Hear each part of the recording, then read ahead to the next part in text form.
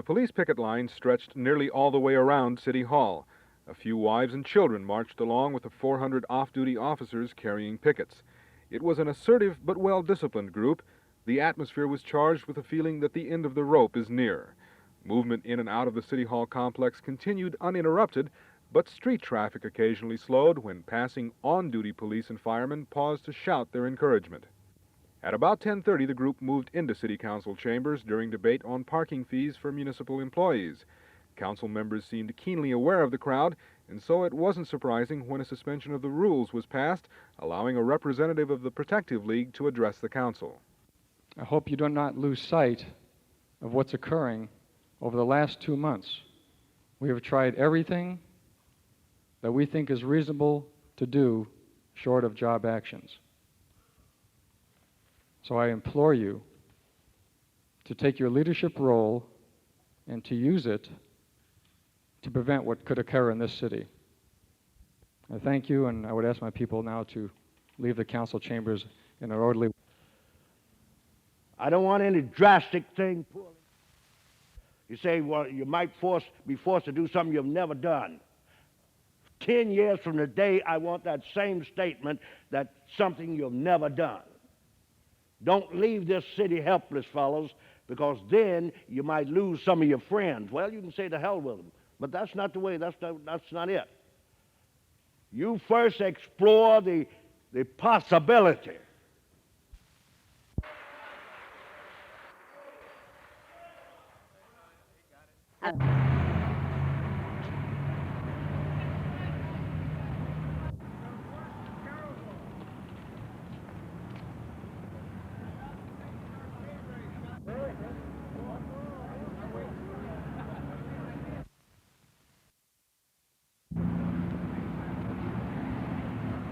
Good.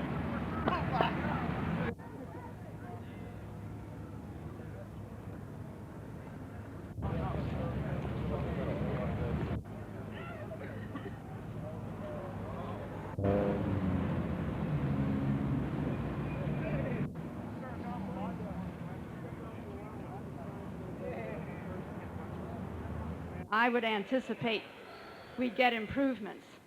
I need to ask a question, Mr. Comrie. One statement, Mr. President. I want to make one Lindsay, statement. you want to. The time is running, so if you want to applaud, he won't be able to say anything. So just keep that.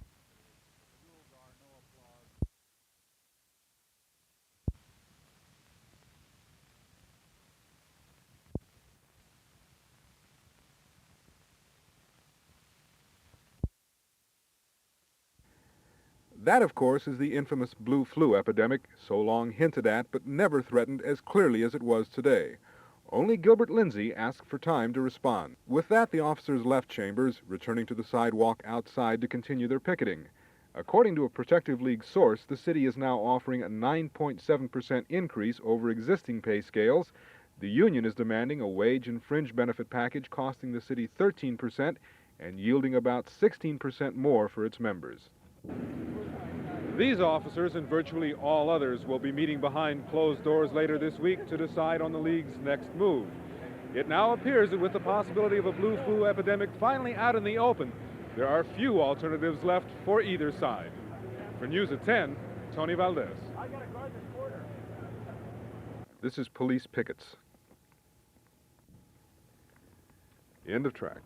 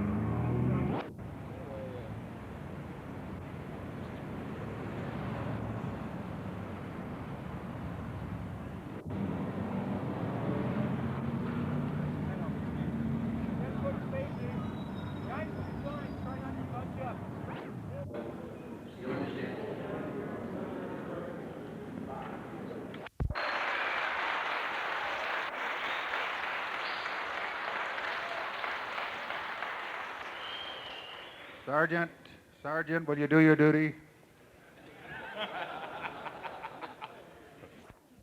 Where's George Aliano and Sam Flores, No, the great leaders? I move the misdemeanor be waived.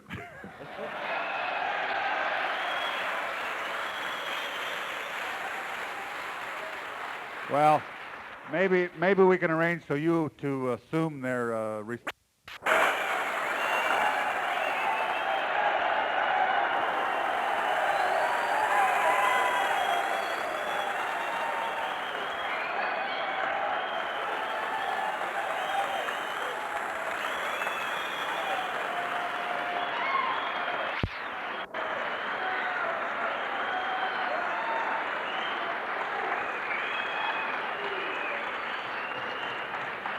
99%, probably, maybe more, of our policemen are fine people. Now, the very small group, I look at the way possible to sell this thing. You have to turn around and vote for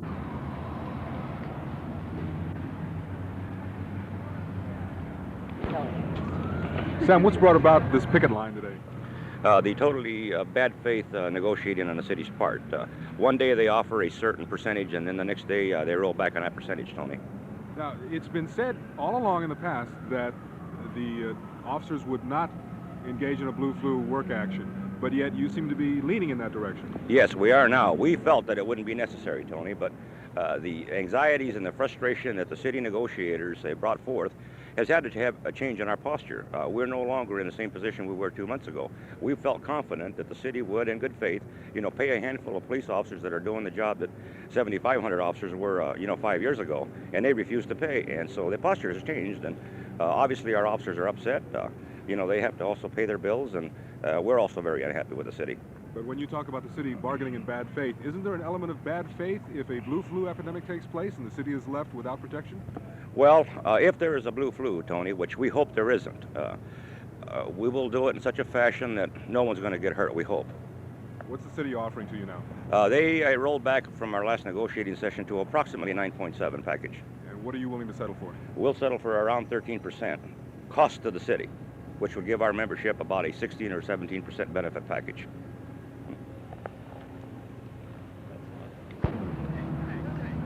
up this council meeting is guilty of a misdemeanor. Yeah.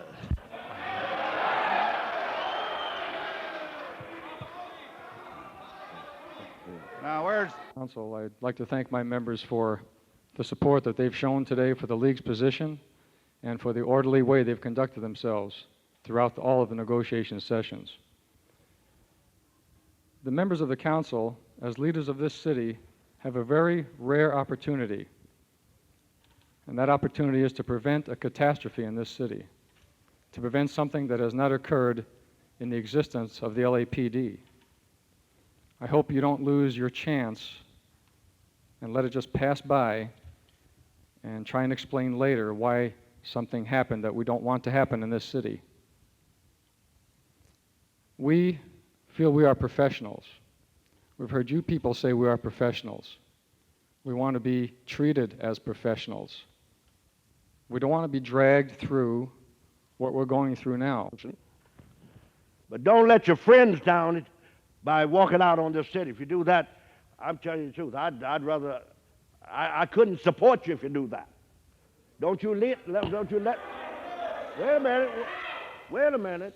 Don't let this city down. You're supposed to be real men. You're supposed to be real leaders. You're a select group of people.